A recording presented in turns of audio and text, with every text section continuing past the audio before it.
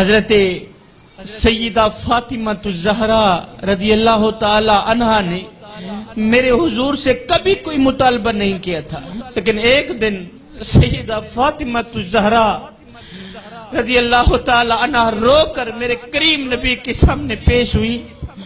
میرے حضور علیہ السلام نے پوچھا، فاطمہ بتا تو صحیح کس چیز نے تجھے رلا دیا؟ سیدہ فاطمہ الزہرا عرض گزار ہوئی، حضور آج مجھے بھوک زیادہ لگی ہوئی ہے، مجھ سے بھوک برداشت نہیں ہو رہی، مجھ سے بھوک برداشت نہیں ہو رہی۔ اللہ اکبر، حضور بس بھوک نے آج مجھے تڑپا دیا ہے، بھوک نے آج مجھے رلا دیا ہے۔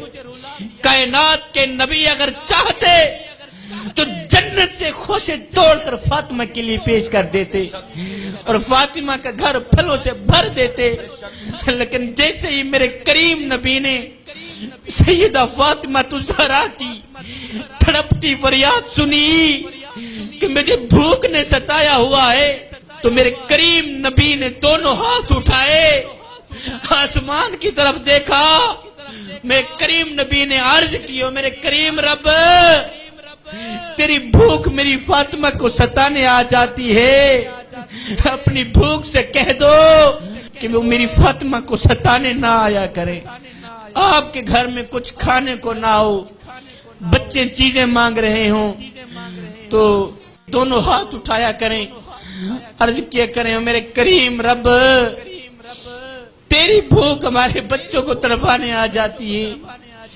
اپنی بھوک سے کہہ دو وہ ہمارے بچوں کو ستانے نہ آیا کرے۔ اہم دن وہ نہیں تھا جس دن آپ اس دنیا میں آئے تھے، اہم دن وہ ہوگا جب آپ لوگ یہ جان لیں گے کہ ہم کس مقصد کے لیے اس دنیا میں آئے تھے۔ اپنے آنے کا مقصد پورا کریں صاحب۔ مذہب میں سے اگر انسانیت کی خدمت نکال دی جائے تو صرف عبادت رہ جاتی ہے، اور عبادت کے لیے میرے اللہ کے پاس فرشتوں کی کوئی کمی نہیں۔ عبادت اس مقام تک نہیں پہنچاتی جہاں غریب کی خدمت پہنچاتی ہے۔ ہم غریب کو روٹی دیتے ہیں لیکن اس وقت جب وہ مر جاتا ہے، ہمارے محلے میں اگر کسی کے گھر میں کوئی فوتگی ہو جائے تو ہم کیا کرتے ہیں، ہم صبح و شام جو ہے نا پورے محلے والے مل کر صبح و شام ان کی پوری فیملی کے لیے کھانا پہنچاتے ہیں ان کے گھر۔ میں نے کہا نادانو، مرنے والا روٹی روٹی کرتا مر گیا، مرنے والا 3 دن کا بھوکا تھا، آخر مر گیا، اور تمہاری بعد میں دی روٹی کس کام کی؟ اگر روٹی دیتے تو اسی زندہ کو دیتے، روٹی کھلاتے تو اسی زندہ کو کھلاتے۔ زندہ لوگوں کی قدر کریں صاحب، زندہ لوگوں کی۔ بادشاہ کی چوکھٹ پر ایک غریب فقیر آیا نا، اس نے پھٹے پرانے کپڑے پہنے ہوئے تھے، اس کا ایک ہی لباس تھا وہ بھی پھٹ گیا، غریب تھا، دوسرا لباس تھا نہیں، جگہ جگہ سے جسم چھلک رہا تھا، غریب فقیر بادشاہ کی چوکھٹ پر آیا نا، تو جہاں بادشاہ کے کتے بندھے ہوئے تھے، اللہ وہاں آ کے بیٹھ گیا، رو کر کہتا ہے بادشاہ مجھے ایک بات تو بتا۔ بادشاہ نے کہا کون سی بات ہے؟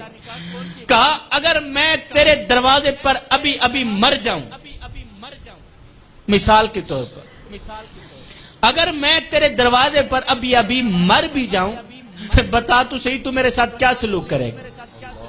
بادشاہ نے کہا تجھے کفن دے کر دفن کر دوں، تجھے کفن دے کر دفن کر دوں گا، اور تجھے کفن دے کر دفن کر دوں گا۔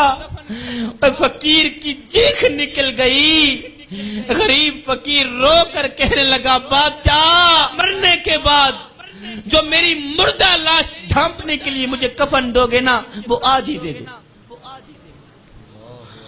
بادشاہ میرے مرنے کے بعد جو میری مردہ لاش ڈھانپنے کے لیے مجھے جو کفن دو گے نا وہ آج ہی دے دو تاکہ میں اپنی زندہ لاش تو ڈھانپ سکوں۔ زندہ لوگوں کی قدر کریں صاحب۔ میں نے پوچھا تم کون ہو؟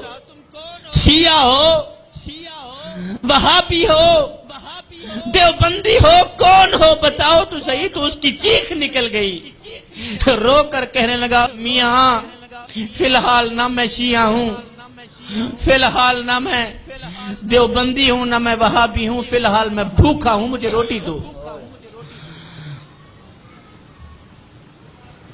مسلک حق اہل سنت والجماعت بریلوی عقیدے سے تعلق رکھنے والا شبیر قمر بخاری ایک خادم ہونے کی حیثیت سے امت کے نوجوانوں کو ایک درس دینا چاہتا ہے, سبق دینا چاہتا ہے. جوانوں, تمہارے محلے میں اگر کوئی شیعہ رہتا ہے, تمہارے محلے میں اگر کوئی وہابی رہتا ہے, تمہارے محلے میں اگر کوئی غیر مسلم رہتا ہے, اس کا حساب وہ خود دے گا.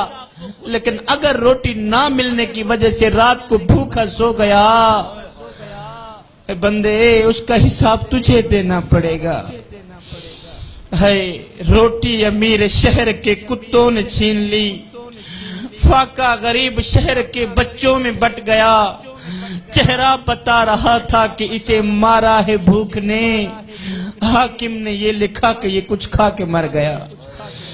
زندہ لوگوں کی قدر کریں صاحب, زندہ لوگوں کی خدمت کریں صاحب.